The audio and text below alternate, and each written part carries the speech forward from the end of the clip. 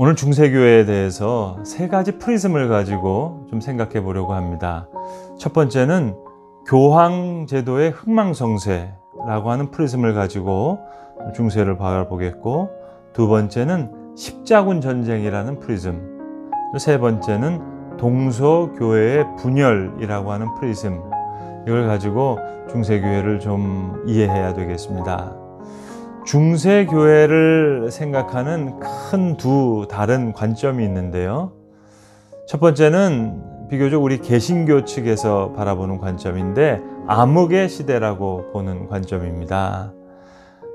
하지만 동시에 중세를 믿음의 시대라고 보는 그런 관점도 있습니다.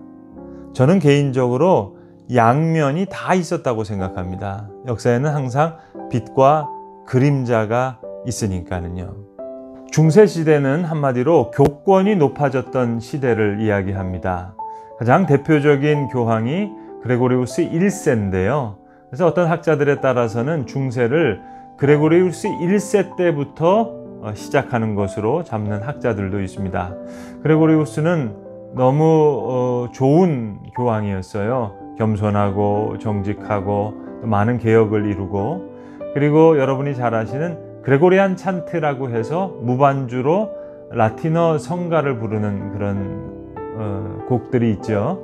그걸 그레고리안 찬트라고 하는데, 바로 그레고리우스 1세 때 이제 만들어졌던 노래입니다. 그런데 역사는 항상 변질됩니다. 그래서 두 교황을 소개해 주고 싶은데요. 한 교황은 이제 카노사의 굴욕이라고 하는 1077년에 있었던, 이게 바로 그레고리우스 7세 때 있었던 사건인데, 교황권이 제일 하늘까지 솟았던 그런 시대고요. 반대로 1309년부터 1377년을 아비뇽의 시대라고 하는데, 이것은 이제 교황권이 가장 바닥을 쳤던 그런 시대를 이야기합니다. 그레고리우스 7세가 하인리히와 이제 성직을 누가 임명하는 것과 같아서 부딪혔는데요. 결국은 하인리히가 겨울에 맨발로 찾아와서 무릎을 꿇는 그런 카노사의 굴욕이 있었습니다. 그런데 200년 쪽 넘고 나서 이제 아비뇽 시대가 있게 되는데요. 아비뇽 시대란 프랑스의 필리페 4세가 교황이 너무 타락하니까 이제 교황을 오히려 왕이 파면시키고, 프랑스 출신의 클레멘트 5세를 이제 교황으로 임명해서 프랑스 영역에 있었던 아비뇽에 이제 교황청을 옮기게 되는 그런 사건을 이야기합니다. 원래 아비뇽은요, 교황의 여름 별장지였는데, 이제 이렇게 되다 보니까 교황이 두 명이 생긴 겁니다. 로마의 교황이 있고 또 아비뇽의 교황이 있고, 그야말로 교황권이 땅에 떨어지게 된 거죠. 그래서 심지어는 피사의 사탑으로 유명한 피사에서 이것을 중재하기 위해서 회의로 모였습니다. 그래서 로마에 있는 교황도 파면시키고 아비뇽에 있는 교황도 파면시키고 새로운 중재안으로 교황을 세우게 됐는데, 이 교황을 로마도 인정하지 않고 아비뇽도 인정하지 않게 돼서 심지어는 교황이 3명이 역사 속에 등장했던 그런 시대도 있었습니다. 이러한 교황의 흥망성쇠를 통해서 중세 교회를 바라볼 수 있는 하나의 프리즘을 우리가 가질 수 있으리라 생각합니다. 두 번째 프리즘은요, 십자군 전쟁인데요. 여러 차에 걸쳐서 일어났습니다. 차트에서 보시는 대로 1차 십자군 원정은 거의 카노사의 굴욕과 비슷한 시기입니다. 그러니까 교황권이 아주 높았었을 때 동방의 교회가 이제 이슬람에 의해서 위협을 받으니까 서방의 교회한테 원조를 요청하게 됩니다. 그래서 예루살렘을 탈환하자 하는 그런 의미로 십자군 전쟁이 일어나는데요. 처음에는 순수한 뜻으로 일어났을지 모르겠습니다만 역사에 엄청난 피해를 놓는 그런 일들이 일어나게 됩니다.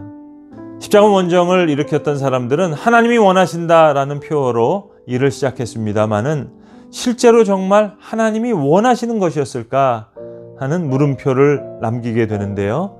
에라스무스 같은 인문학자는 이렇게 얘기했습니다. 십자가와 전쟁이라는 두 단어가 어떻게 함께 갈 수 있느냐. 십자군 전쟁이라는 말 자체가 불합리한 말이다 이야기할 수 있을 만큼 십자군 전쟁은 그야말로 중세시대를 암흑의 시대라고 이해할 수 있는 하나의 프리즘을 주는 우리 인류의 아픈 역사라고 하겠습니다.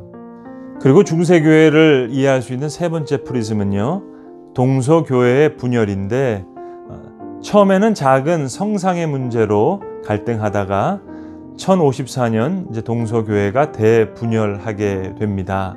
동방교회 입장에서는 서방교회가 간섭했다고 생각합니다. 그래서 지금도 동방교회 정통에서는 스스로를 오소독스라고 생각하고 로마 카톨릭은 자기네로부터서 벗어났던 어떤 형제와 같은 작은 집과 같은 그런 전통의 교회다라고 생각합니다. 여담입니다만 제가 2년 전에 안식월을 하면서요, 첫 주일날 마포에 있는 한국정교회 니콜라스 대성당에 가서 예배를 드렸습니다.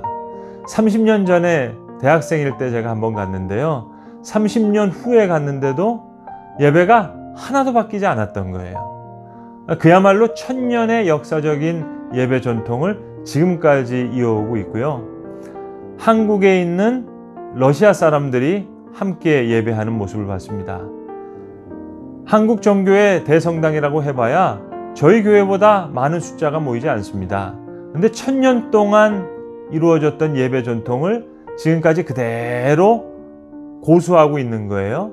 그러니까 러시아 사람도 말은 통하지 않지만 예배 여전히 똑같으니까 그대로 함께 예배하는 그런 모습이 바로 동방교회의 모습이라 하겠습니다.